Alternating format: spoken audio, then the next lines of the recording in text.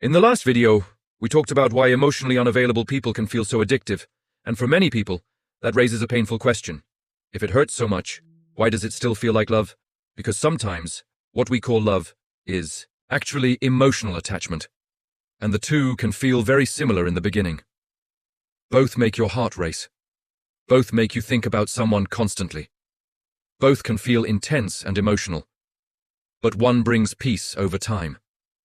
The other creates fear. And if you don't understand the difference, you can spend years fighting for relationships that slowly destroy your emotional health. So today, let's talk about the difference between real love and emotional attachment. Emotional attachment often begins with fear. Fear of losing someone, being abandoned, being replaced, or being alone. That's why attachment usually feels anxious. You constantly think, what if they leave? Why are they acting different? Do they still care about me? Your emotions become dependent on their behavior. If they text you, you feel okay. If they become distant, your whole mood changes. That's not emotional freedom. That's emotional dependency. And many people confuse emotional intensity with deep love. But intensity does not always mean connection. Sometimes, it simply means uncertainty. Real love does not make you feel emotionally unstable every day. Love can be emotional, yes, but it should not constantly make you feel unsafe. One of the biggest differences between love and attachment is how they react to space. Attachment fears distance. Even small changes can feel threatening. A slower reply, a cancelled plan, a quiet mood. Everything feels personal, because attachment says, if this person pulls away, I lose my emotional security. But real love is different. Love allows space without immediately assuming rejection. Love understands that people get stressed, need time, have responsibilities, and sometimes need emotional rest. Healthy love is built on trust. Attachment is built on fear. That's why attachment often leads to overthinking, clinginess, emotional chasing, and constant reassurance seeking. Not because someone is weak, but because they're afraid of losing the emotional comfort the relationship gives them. If you've ever felt emotionally dependent on someone's attention, comment, growing. Because healing starts when you become aware of your emotional patterns. And in the next video, I'm going to talk about one of the biggest reasons people lose themselves in relationships without realizing it. That conversation goes much deeper than most people expect. Real love adds to your life.